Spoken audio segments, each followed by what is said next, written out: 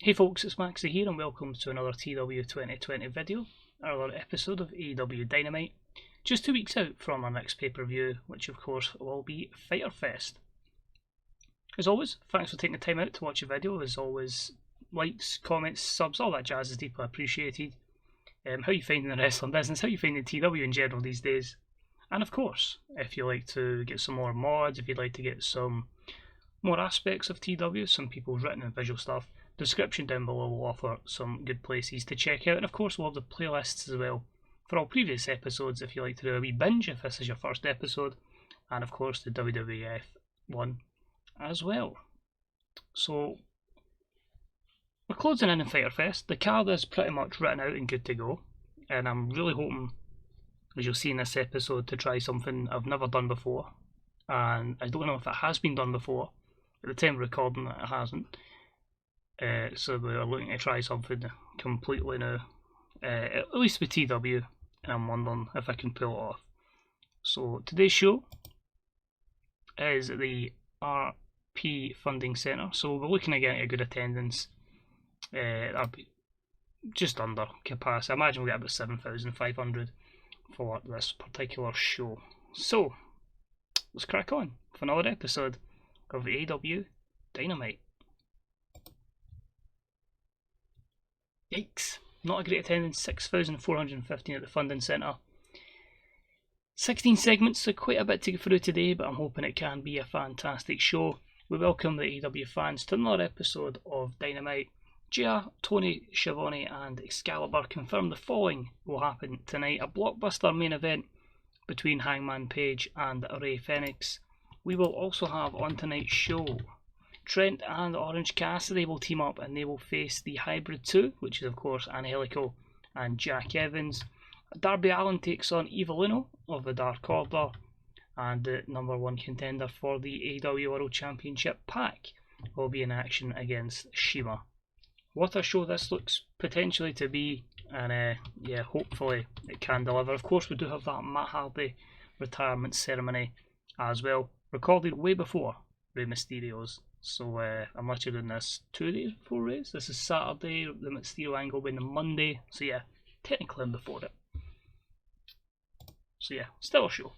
We start off with some good heat in our first bout in decent wrestling as Lance Archer defeats Frankie Kazarian in 8:35 with a blackout. Solid 64 rating here. It's another member of SCU that has succumbed to Lance Archer, the Murder Hawk. So he's taken out Christopher Daniels, he's beaten Frankie Kazarian tonight, and of course Scorpio Sky has that championship match coming up. So a good match up there, and yeah, decent way to start the show. Promo from Jake Roberts alongside the Murder Hawk Lance Archer in the background, and Jake says, "Scorpio Sky, my monster Lance has destroyed both your compadres. First off it was Daniels, and now it's Frankie Kazarian. Lance will spare him further punishment, but rest assured come Fyter Fest, it's your head that's on the platter. In fact, Lance, finish him." Archer then decides to pick up the fallen Frankie Kazarian, and he nails him with a blackout to leave him stricken to the mat. So a 70 rated segment here, and Jake and Lance continuing an impressive run in All Elite Wrestling. Next up, we had a decent reaction from the crowd, but terrible wrestling, and it was Jungle Boy defeating Peter Avalon in 5:33 by submission. Just a 38 here. We're really working on Jungle Boy, just giving him as much matches as possible to boost his overness and hopefully improve some of his skills as well. The crowd still not too happy with Avalon, but hopefully some of those skills will come within time, because as I keep saying, him and Brandon together, I love it. It's class. Both managers doing some good work at ringside, the Luchasaurus and Leva Bates for this one. It was then the women's division in action next, and it had a decent reaction and a terrible wrestling. The tag team of Nikki Storm and Chris Statlander defeated Brie Priestley and Penelope Ford in 11:55 when Chris Statlander submitted Penelope Ford. Nikki carried the match in terms of a ring performance, as you would expect. So 49 is not too bad. Good to know that great chemistry between Nikki and Chris as a tag team. First time pairing them together as the baby faces here. Nikki's getting better at her gimmick, but you can see there she's way ahead of the rest of the division. And, you know, maybe working with her can help the likes of Chris Statlander and Bea and Penelope as well. Next up is the Matt Hardy retirement ceremony, and tonight we stand here, we honour the bang average career of Matt Hardy. This is a Chris Jericho promo. Whether he's broken, woken, version 1, it doesn't matter. That loser's career is over and done, and tonight the Inner Circle will officially retire Matt Hardy.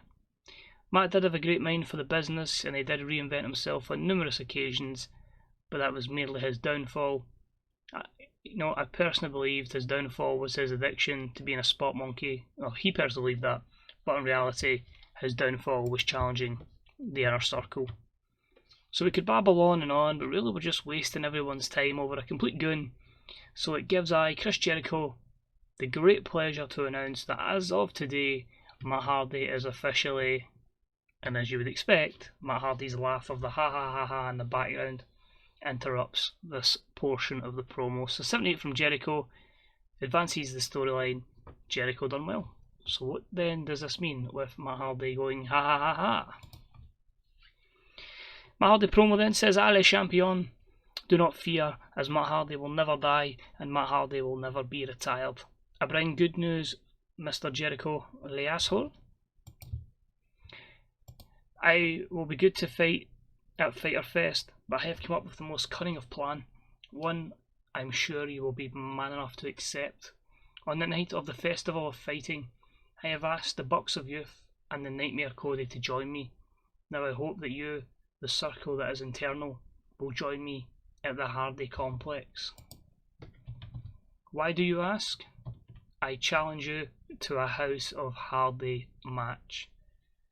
So obviously it's not been accepted, but I will just spoil what I'm planning and doing here. Plan is Cody, the Bucks, and Matt Hardy, Jericho, Santana, Ortiz, and Cash Wheeler 4v4 in a House of Hardy match at the Hardy Complex. And I'm going to try and route out like 4 or 5 angles worth of just brawling text and hope we can get a really good show out of it. I think it was Stadium Stampede that kind of gave me the idea for it, but I just felt like, yeah, let's try something mad. Obviously we'll do the cinematic match, but we'll add that to add a bit of depth to the match as well. So a 64 promo, and I hope he's like that idea. Next up, a wee quick hype video for Toni Storm, just to fill a bit of time. It was a 53, since she wasn't on the show. A decent matchup, Trent Barretta and Orange Cassidy defeated the Hybrid 2 in 7:40 when Orange Cassidy defeated Angelico with a super kick. This got a very good 60 rating. You can see there, Angelico a much better performance here, and everybody is quite close to each other actually. But a win for the baby faces. Orange Cassidy and Trent pick up the win, but they're greeted by 2 people on the Titantron, and one of the man there says, "Yo, best friends, y'all wondering what happened to your boy Chucky T? Well, guess what? That driver, that guy was me, Jacob Fatu. I didn't do it for nobody, I done it for myself. It got my uncle to the big time, and it's damn sure it's going to get me there. Now you're wondering who this lovely woman is. This is my manager, Camille. Don't mess with her, or she'll kick your ass too. Now I could come down there and whip both your asses, but I'm going to hold off to Fyter Fest, because we're not coming as a duo. There's one more piece to this puzzle, and you better be ready for the landscape of AEW to be changed forever, boys." So, there you go. The reveal in this episode of the person knockdown of Chucky T was Jacob Fatu. Was he my first choice? No, nor second, nor third. But once I saw he was available, I brought him in and I felt like, well, Rikishi's his uncle, we can tie that together. To give you an idea, the initial plan for the storyline, pardon me, was Zack Ryder, because obviously connection with Trent. Then it was Kurt Hawkins, connection with Trent. Again, WWE signed both of them, so Jacob Fatu became the one that was culprit for running down Chucky T. So yeah, we're going to have Orange Cassidy and Trent versus Jacob Fatu and blank with Camille at ringside. What do you think of that? Mad storyline.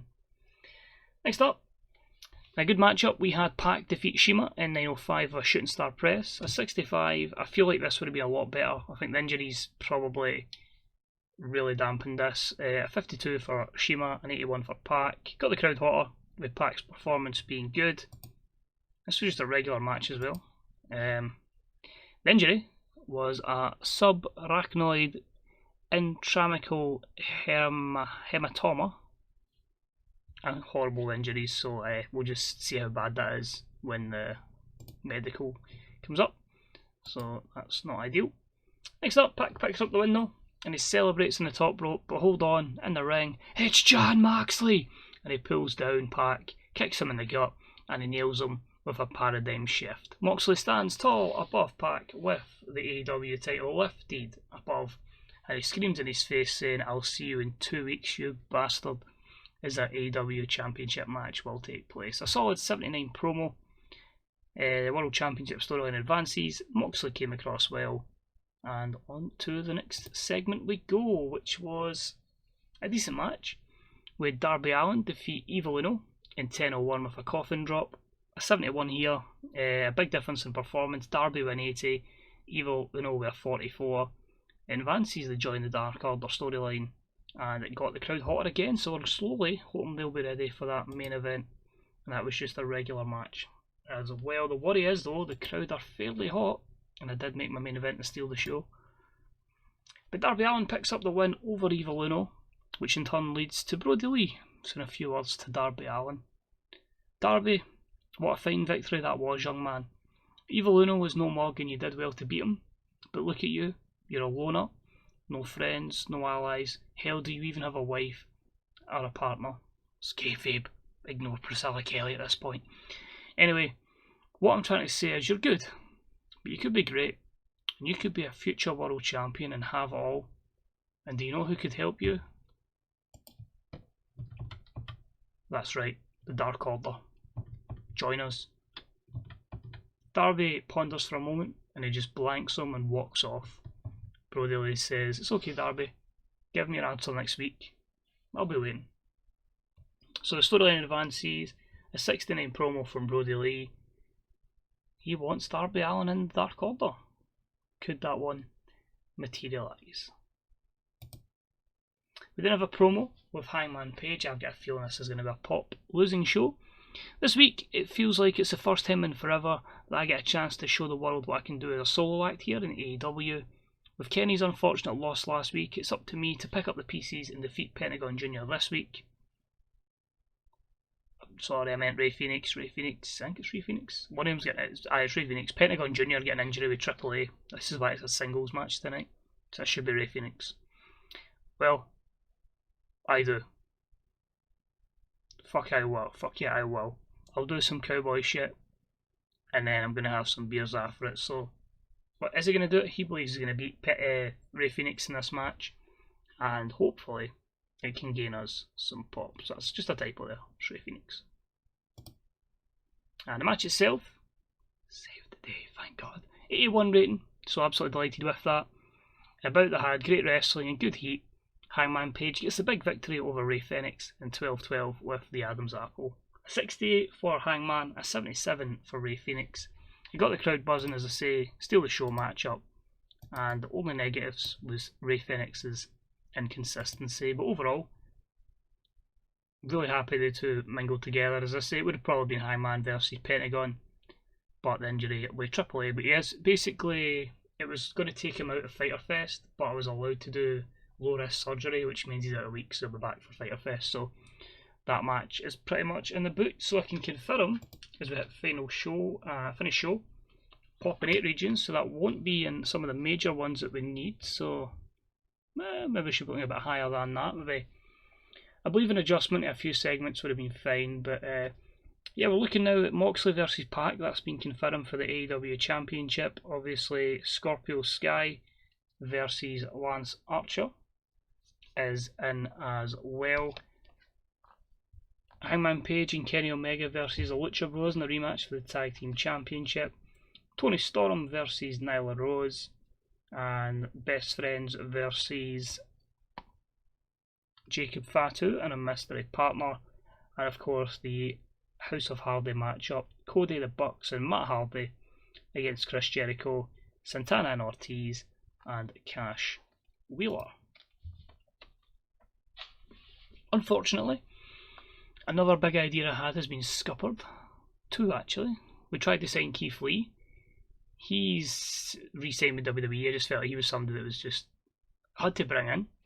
And we really tried for Paul Heyman, so I could have an authority figure. I just prefer booking authority figures, but he re-signed with WWE, and it seems like that injury is really bad because she was out for a year. Oh shit. Also, Wild Sparrow, I love that. The Union.